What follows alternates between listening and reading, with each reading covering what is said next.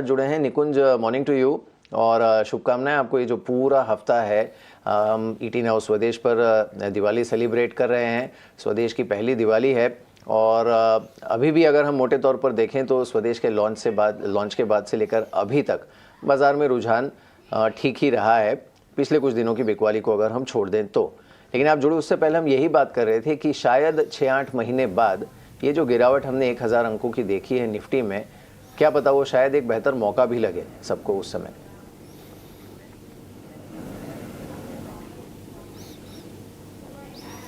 Mir, good morning. जी हाँ, एक ये दिवाली का हफ्ता है मीर, और पहली बार ऐसा लग रहा है कि सही मायने में सब दिवाली जो हिंदुस्तान का सबसे बड़ा त्यौहार है उसको लेकर के एक्साइटेड हैं, उसको लेकर के खुश हैं। एक बात तो तय है कि इस समय इकोनॉमी का जो रुख है वह ऊपर की तरफ है। The wealth effect is getting created, भले वो रियल एस्टेट प्राइसेस हो या जॉब मार्केट हो या शेयर मार्केट हो, तो by and large there is a definite degree of economic prosperity and wealth effect which I think this Diwali is there. तीसरा, हम अब कोरोना का जो प्रकोप है वह भी कम देख रहे हैं। सेम टाइम लास्ट ईयर पिछली दिवाली लोग डरे हुए थे, वैक्सीन रोल आउट नहीं हुई थी। तो इस समय अगर आप देखें तो एक फील गुड फैक्टर, एक अच्छा सा माहौल, एक प्रकार की उत्साह और एक उमंग सी है। मतलब अगर मैं क्रिकेट मैच और जो वर्ल्ड कप में हो रहा है मीर, उन भारतीय टीम के प्रदर्शन को बाहर निकाल दूं तो बाय एंड लार्ज इस समय हमारे दर्शकों का जो मूड है इस समय काफ़ी अच्छा है। क्रिकेट मैच को लेकर के जरूर सबका मूड इस समय खराब है, मगर हाँ बाकी सब ठीक लग रहा है। निकुंज, गुड मॉर्निंग निकुंज, और ईटी नाउ के सारे व्यूअर्स को ईटी नाउ स्वदेश, ईटी नाउ परिवार की तरफ से एक ही अमेजिंग दिवाली वीक हम लोग स्टार्ट कर रहे हैं। निकुंज, इस बार की दिवाली और पिछली दिवाली में एक और बात खास है। अभी जैसे हमने देखा प्रमोटर्स का रुझान अपनी कंपनीज की तरफ स्टेक बढ़ाने का आ गया है। रिटेल इन्वेस्टर जाग उठाए और वो equity as a asset class को बहुत सीरियसली लेने लगा है।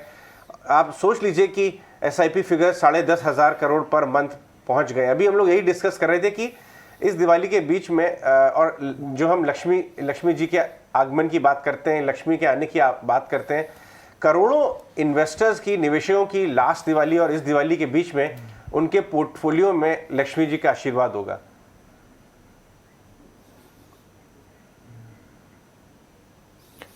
अजय भाई, हम बात कर रहे थे कि not just stock markets, job market, real estate, अगर आप सब बड़े सेक्टर्स की बात करें तो एक वेल्थ इफेक्ट ज़रूर क्रिएट हो रहा है। मुझे फिर फीडबैक आ रही है, पीसीआर को ठीक करना पड़ेगा। तो सब सेक्टर्स के अंदर इस समय हम देख रहे हैं कि एक बड़ा वेल्थ इफेक्ट ज़रूर क्रिएट हुआ है। तो एक उत्साह का माहौल ज़रूर है। हम प्योर आंकड़ों की बात करते हैं। 1 ट्रिलियन से ज़्यादा भारतीय शेयर बाज़ार की मार्केट कैप एक साल में ऐड हुई। 1 ट्रिलियन, तो आप जान सकते हैं कि 1 ट्रिलियन कितनी बड़ी मार्केट कैप जंप है।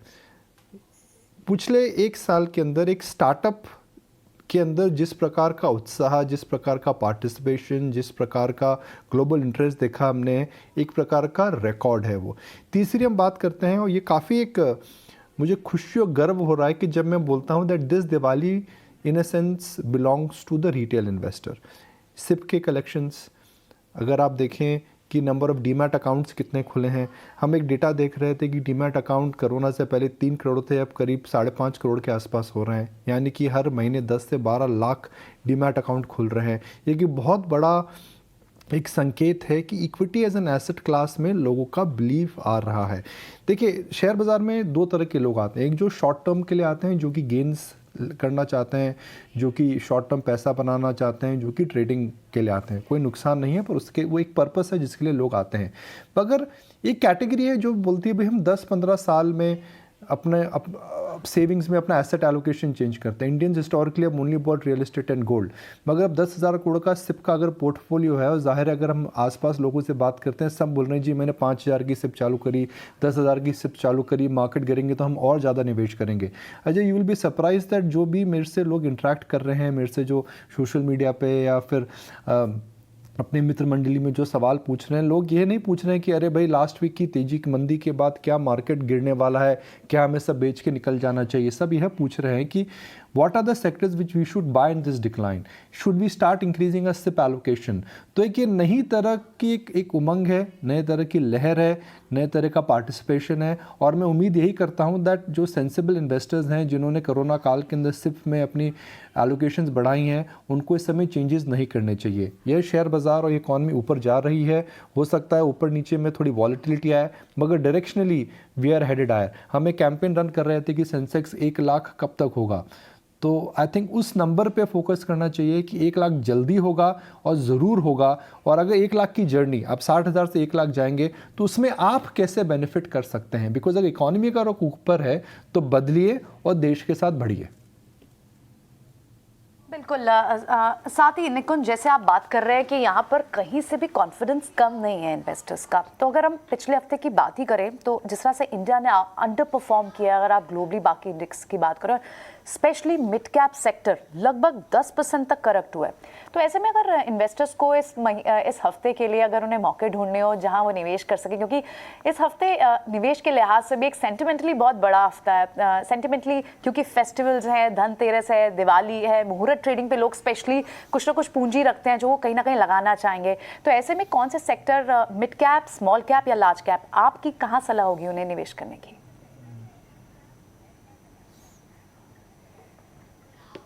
देखिए, मैं थीम्स बताता हूँ। Let's not get into sectors right now because ये ट्रंकेटेड वीक है, मुहूर्त ट्रेडिंग है, फ्राइडे की छुट्टी है, काफ़ी लोग ट्रैवल कर रहे हैं, तो इस हफ्ते बड़े नंबर्स हैं। भारती का नंबर आने वाला है, SBI का नंबर आने वाला है, तो अगर हम सब मिला करके देखें तो एक ऐसे ट्रंकेटेड वीक के अंदर एक नॉर्मल मार्केट एक्टिविटी नहीं होगी। मगर मेरे हिसाब से 2 बड़े थीम्स हैं जिन पे सबको नज़र रखनी चाहिए। नंबर 1 क्लाइमेट चेंज है। वीकेंड पे हमें पता है ग्लोबल लीडरशिप, ग्लोबल के विश्व के बड़े नेता मिले हैं, हमारे प्रधानमंत्री जी भी गए थे, वह भी रोम में थे। तो क्लाइमेट कंट्रोल को लेकर के और क्लाइमेट चेंजेस को लेकर के मुझे लगता है इस समय एक ग्लोबल ये मुद्दा सेंटर स्टेज में आ चुका है। तो उन कंपनियों पे फोकस करना चाहिए जो या तो क्लाइमेट चेंज से अपना मैन्युफैक्चरिंग प्रोसेस चेंज कर रही हैं, या फिर ऐसी कंपनियां जो कि क्लाइमेट चेंज की जिनके पास टेक्नोलॉजी हैं जो दूसरे लोग अडॉप्ट करेंगे।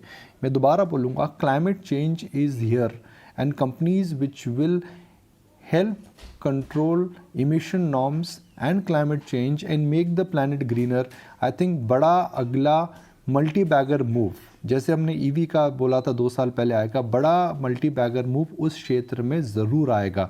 दूसरा, टेक्सटाइल सेक्रेटरी आ रहे हैं, कोइंसिडेंस नहीं है, मगर वो जो मार्केट भी इस समय आपको बता रहा है कि टेक्सटाइल को लेकर के आफ्टर मैनी ईयर्स भारत में एक फंडामेंटल शिफ्ट हो रहा है। क्यों हो रहा है? चाइना से माल अब लोग कम ले रहे हैं।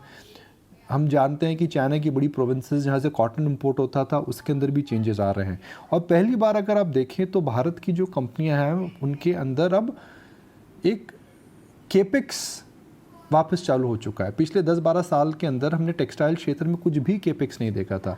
अगर कॉटन के प्राइस ऊपर जाते थे, यार्न के प्राइस नीचे जाते थे, अगर यार्न के प्राइस ऊपर जाते थे, फैब्रिक के प्राइस नीचे जाते थे। मगर पहली बार एक ट्रेंड आया है, cotton is going higher, yarn is going higher and even fabric price is going higher. तो मुझे लगता है कि जो कंपनियाँ टेक्सटाइल एक्सपोर्ट के अंदर हैं, PLI स्कीम्स, गवर्नमेंट पॉलिसीज़, इन पे ज़रूर फोकस करना चाहिए। भले ही वह स्पिनिंग कंपनीज़ हों, भले ही वह फैब्रिक कंपनीज़ हो या इंटीग्रेटेड प्लेयर्स हो। ये 2 बड़े थीम्स हैं जो मैं बोलूँगा कि आने इस साल के लिए मल्टी बैगर थीम्स हो सकते हैं। हम किसी और दिन चर्चा करेंगे कि उन क्षेत्रों में, इन दोनों क्षेत्रों के अंदर किन कंपनियों पे नज़र रखनी चाहिए। मगर इस दिवाली अगर आप मेरे से पूछेंगे कि 2-3 बड़े थीम्स क्या हैं, मेरे हिसाब से climate control and textile exporters. यानी एक बड़ा रिटर्न का मंत्रा बताया है निकुंज ने आज हमें। बहुत बहुत शुक्रिया निकुंज अपना समय देने के लिए आज और इस पर बात करने के लिए हमसे।